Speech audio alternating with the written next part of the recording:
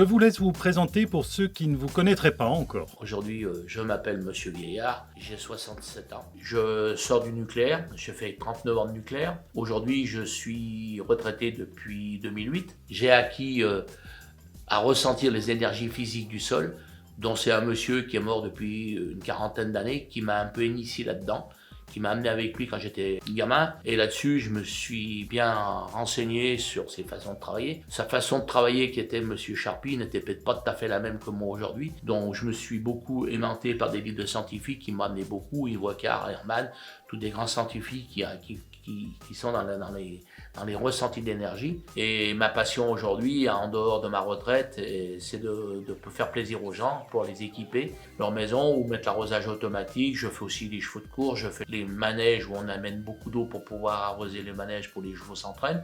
Alors aujourd'hui, j'en suis arrivé que je fais des découvertes de recherche d'eau. J'en ai beaucoup à mon palmarès. J'ai des réussites assez importantes, dont j'ai 98% de réussite. Et aujourd'hui, je suis réceptif à tous ces champs magnétiques qui peuvent nous perturber la vie sur le réseau Curie, le réseau Hartmann ou les circulations des fluides. Parce qu'il faut savoir qu'un sourcier, il travaille sur un champ magnétique. Depuis combien de temps pratiquez-vous cette activité et combien de forages avez-vous réalisé? Très bonne question. Aujourd'hui, quand j'ai commencé d'abord, je vais être franc, je me cachais la nuit ou même pour travailler parce que je passais pour un élu béné, si vous voulez, parce que je ne suis pas arrivé là-dedans comme ça. Et aujourd'hui, j'ai travaillé on travaille avec la benne preneuse, on travaillait sur des puits qu'on faisait en 1000 et qu'on travaillait sur des profondeurs de 12 à 15 mètres. Alors j'ai travaillé avec une société qui m'a amené à creuser. Puis après, il s'est passé que l'eau était de plus en plus profonde, donc j'ai commencé à travailler avec un foreur. Et puis vu les résultats qui arrivaient, je me suis amélioré. Mais pour revenir depuis combien de temps je suis vraiment dans le métier, allez, je vais pas vous dire des mensonges, je sais pas, mais bien 35 ans. Alors au début, je vais vous dire franchement, je travaillais amateurement, on me donnait un saucisson, on me donnait une bouteille de vin, je me faisais pas rémunérer. Mais aujourd'hui, je suis déclaré, j'ai un numéro de siret, je paye des impôts, je n'ai pas peur de vous le dire. Et aujourd'hui, je suis appelé, vu les résultats que je possède, à des résultats quand même pas mal enrichissants pour moi et peu pour le client, à 98%. La vidéo d'aujourd'hui porte sur la cage Faraday. Pourquoi est-il si important d'isoler sa maison des rayonnements magnétiques? Pour moi, c'est très important parce qu'aujourd'hui, je m'en suis rendu compte par moi-même qu'en étant sourcier, on pouvait amener du bien à des personnes. Aujourd'hui, personne n'est censé connaître la cage Faraday, l'isolement des champs magnétiques, ou le réseau Curie, le réseau Hartmann, ou circulation des fluides. Aujourd'hui, pour moi, c'est très important parce que je me suis rendu compte qu'au bout de quelques heures, aujourd'hui, un sourcier comme moi, je suis vidé. Ça veut dire que je suis un accu, comme une batterie qui se décharge, mais automatiquement, je joue avec ma résistance physique de mon corps, et à 90%, dès qu'on a les membres qui commencent à nous faire mal, ou les yeux qui commencent à pleurer, c'est qu'on n'est plus actif au champ magnétique qui nous perturbe. Vous proposez le principe de la cage Faraday pour isoler une maison. Qu'est-ce que cela évite? Cette cage Faraday évite quoi? Les circulations des fluides à l'intérieur d'une maison, ou d'une étable, ou d'une écurie, ou qui perturbent l'organisme. Ça veut dire cette cage Faraday, comme on travaille sur un champ magnétique qui est créé par le frottement de l'eau sur la matière, ou le réseau Curie, le réseau Hartmann, et automatiquement c'est une barrière. Cette barrière, qu'est-ce qu'elle fait? Avant qu'elle rentre dans la maison, on met un fil de cuivre tout le tour de la maison, et avant que le champ magnétique aille plus loin, ça le canalise, et le circuit se fait sur 2 fils qui renvoient les émissions plein nord. Ça veut dire qu'on fait une barrière, on isole le champ magnétique à l'intérieur d'une maison. Et comme je vous disais au départ, la partie la plus importante qu'il faut protéger, c'est la chambre. Ce fil de cuivre qui entoure la maison, de quelle section, de quel diamètre doit-il être? Alors, selon les puissances qu'il y a dans une maison, on peut avoir une puissance d'un débit de 800 litres/heure, par exemple, sur les raisonnements physiques du champ magnétique sur une veine d'eau, dont le champ magnétique est moins élevé. Mais quand on trouve sur des failles qui sont immenses, où on peut trouver des 20 mètres cubes heure, des 30 mètres cubes heure, des 6 mètres cubes heure, plus l'eau circule, plus elle émet un gros champ magnétique. Et après, vous avez aussi le problème, comme je vous expliquais, le champ magnétique terrestre, qui est le réseau Curie, le réseau Hartmann. Là, quand on trouve ces phénomènes à l'intérieur des maisons, automatiquement, il faut isoler supplémentaire avec un câble plus gros. Est-ce que vous vous proposez d'installer vous-même la cage Faraday chez vos clients, ou est-ce que le client peut le faire par lui-même? Alors, aujourd'hui, je n'ai pas peur de dire, je n'ai pas le temps. Aujourd'hui, je suis trop sollicité, je suis appelé à faire des recherches d'eau dans la France entière, mais je me dépasse à pas plus de 250 km de la maison, parce que le problème, il faut savoir que quand on a fait une bonne recherche d'eau, on a resté minimum 4 heures chez un client pour lui expliquer les contraintes qu'il pourrait avoir sur une recherche d'eau, il faut savoir que derrière, on joue sur son énergie physique en refaisant la recherche d'eau, et après, il faut rentrer à la maison. Et quand on est diminué de son énergie de moitié, on n'est plus apte à pouvoir conduire correctement, et on est là pour ça que quand je vais trop loin, je me fais accompagner par quelqu'un qui est capable de m'emmener sur le lieu. Donc, un de vos clients qui souhaite réaliser votre principe de cache Faraday peut le faire lui-même. Alors aujourd'hui, s'il est un peu bricoleur, il n'y a pas photo, il peut le réaliser lui-même. Il n'y a rien de plus simple. J'ai une vidéo que j'ai fait avant celle-là, dont je parle bien de la cache Faraday, il peut le faire lui-même. En termes de coût d'installation, est-ce que c'est une solution facilement envisageable? Oui, alors aujourd'hui, selon le calibre que vous mettez autour de votre main, c'est un fil de cuivre de 2,5 qu'on met dans les prises, qu'on dénude. Alors il y a une chose qui est très importante, c'est que ce fil de cuivre aujourd'hui, il faut le dénuder. Il faut qu'il soit brut à la masse. Ça veut dire qu'aujourd'hui, dès que le contact du champ magnétique arrive dessus, il faut qu'il soit pris. On ne met pas le fil de cuivre sur l'isolant plastique. On le dénude, on le met brut à la masse du champ magnétique. Si le client n'a pas assez de fil de cuivre et qu'il doit faire un raccord, alors aujourd'hui, c'est une chose qui est très importante, je ne veux pas de sucre. C'est-à-dire que si vous devez faire un raccord avec un fil de cuivre de 5, 4 carrés, 6 carrés, je veux qu'on le soude. On le soude à la baguette d'étain ou à la baguette d'argent. Pourquoi? Parce que le sucre, en vieillissant, qu'est-ce qui va se passer? Il va se détériorer et il va laisser passer. Et on appelle ça des amorces. Et une amorce n'est pas bon. Et là, après, elle va laisser passer une amorce, elle va relaisser passer les champs magnétiques et automatiquement, le champ magnétique va revenir dans la maison. le fil de cuivre part depuis le nord de la maison, il en fait le tour par l'ouest, le sud, l'est et revient sur la façade nord avec un écartement de 21 cm. C'est vrai qu'on part toujours le nord. Le nord, comme je vous ai expliqué tout à l'heure, c'est l'espérance, c'est le bien-être. Le sud, 90%, quand c'est le vent du sud, ça mène la pluie. Le puits, le vent, et on appelle ça le vent des fous. Et aujourd'hui, je n'ai pas peur de vous dire que ce fil, il a une orientation plein nord. Pourquoi? Parce qu'on rejette les énergies plein nord. Mais cette énergie que je calcule entre 20 et 21 mètres d'écartement, je le mets à 20 à 21 d'écartement parce que ce champ magnétique, ce n'est pas du courant continu de l'alternative, c'est un champ magnétique terrestre dont 12 volts qui a peur à 4 volts. Et aujourd'hui, il faut le séparer de 21 cm parce que la circonférence du champ magnétique est une circonstance qui peut faire 10, 15, 30. Mais si on la rapproche trop, ça va se mélanger et automatiquement les énergies partiront pas naturellement plein nord. À partir du moment où la cage Faraday est installée, les champs magnétiques ne rentrent plus du tout dans la maison. Non, alors ça veut dire aussi que ils rentreront plus dans l'habitation, mais il faut attendre quand même parce que les murs se sont imprégnés de ces champs magnétiques, il faudrait quand même attendre un petit peu pour que ça retombe. Personnellement, ça va déjà faire, dans l'instant que vous avez mis le fil de cuivre, ça va déjà faire une barrière qui va déjà enlever plus que la moitié de l'énergie physique. Parce que derrière ça, quand je repasse chez des clients qui me demandent de repasser pour voir s'ils ont bien travaillé, je passe avec des baguettes, comme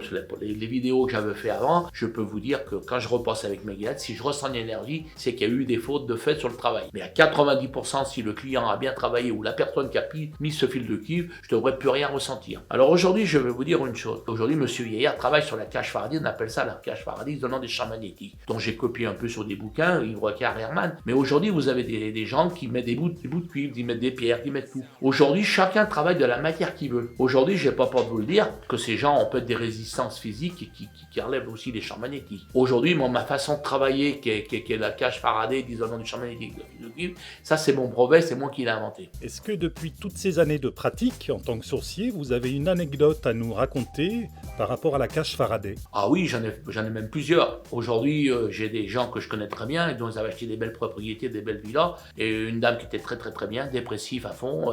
Quand il faisait 40 dehors, elle était toujours gelée, elle avait toujours froid. Et un jour, elle m'appelle, son mari travaillait avec moi à EDF, je n'ai pas peur de vous le dire. Et dépression, nerveuse, elle avait tout pour avoir des symptômes sur les résistances physiques naturelles du sol qui la perturbaient. Et je suis allé, je lui ai fait faire la cage Faraday. Et quand je lui ai fait faire la cage Faraday, c'est une femme qui ne s'est jamais reconnue. Elle a retrouvé son naturel. Et dès qu'elle était rentrée dans cette maison qu'elle avait fait construire, elle a eu des gros problèmes. Et puis c'est Gés et moi, je ne sais pas que c'est grâce à moi, mais en ayant fait la cage Faraday d'isolement du champ magnétique, a retrouvé sa nature naturelle de son corps. Les roches qui sont dans le sous-sol peuvent influencer l'effet ressenti du sourcier. Pouvez-vous nous en dire plus sur ces roches? Aujourd'hui, on a 3 sortes de roches. Des roches qui sont plus élevées que doigts en puissance. On appelle ça le gamma, hein, rayon statique du rayon gamma. Donc c'est des puissances que je donne sur mon règlement intérieur quand je fais une recherche d'eau chez des clients. Donc le client, je lui fais une messe à peu près d'1 h 30 parce que le client n'est pas censé de savoir de ce que je connais et les contraintes du risque zéro qui n'existent pas. Aujourd'hui, vous savez très bien que dans tout ce qu'on fait aujourd'hui, le risque zéro n'existe pas. J'ai beau bien connaître mon travail, bien connaître mes façons de travailler, aujourd'hui j'ai des contraintes. J'ai des contraintes dans des choses qui sont très importantes que je dois expliquer à mon client, qui d'autre qu'on a. Aujourd'hui, vous avez la roche sédimentaire, vous avez la roche basique et vous avez la roche cristalline. Donc surtout, c'est toutes des roches qui émettent un champ magnétique avec des puissances différentes. Par exemple, je vais vous donner un exemple. Vous voyez, la roche sédimentaire, c'est la roche, le dolomie, par exemple, c'est à 0,4 gamma. Vous avez le calcaire qui est à 1,2 gamma. Vous avez le grès qui est à 1,5. Et vous avez la marne qui est une roche, parce que souvent les gens disent que la marne est une argile. Pour moi, ce n'est pas une argile. La marne est un organisme mélangé avec de la roche calcaire et la roche sédimentaire. Et on appelle ça la marne. Et vous savez, dans la marne, on trouve du gaz qui s'appelle le radon, qui est un gaz qui est très très toxique. Et souvent, ça m'est arrivé dans ma carrière, faire des forages et trouver du radon. Alors aujourd'hui, vous avez aussi la roche basique, par exemple. Vous voyez, le dolomie, le calcaire, le doré. Et après, vous avez une roche que je suis très angoissé avec cette roche, c'est la roche cristalline. Vous savez que la roche cristalline, elle a un composant, c'est le quartz. Le quartz, c'est une puissance blanche qui est à l'intérieur du granit et qui est une pierre qui émet une roche, on peut appeler une roche, qui est une roche qui émet 1,35 gamma, qui est une roche qui est très puissante sur le granit. Et nous, les sourciers, quand on travaille dans des particules travaillées comme ça, on prend des puissances énergétiques, on en prend plein et automatiquement on est perturbé là-dedans et là, il faut y aller avec des pincettes. Et à 90%, on prend des failles, mais on prend jamais des gros débits dans les roches comme ça. Il y a un ouvrage sur votre table, devant vous, Votre santé en lieu sûr. Pouvez-vous nous en dire plus sur ce livre? Alors c'est un ouvrage qui est très bien fait. Ce monsieur s'appelle Alain Deluzan. C'est un monsieur que j'ai lu ses vidéos, je l'ai connu sur internet. Si vous voulez, dans sa façon de présenter les choses sur le réseau Cube, c'est un homme qui est quand même plus instruit que moi et puis qui a des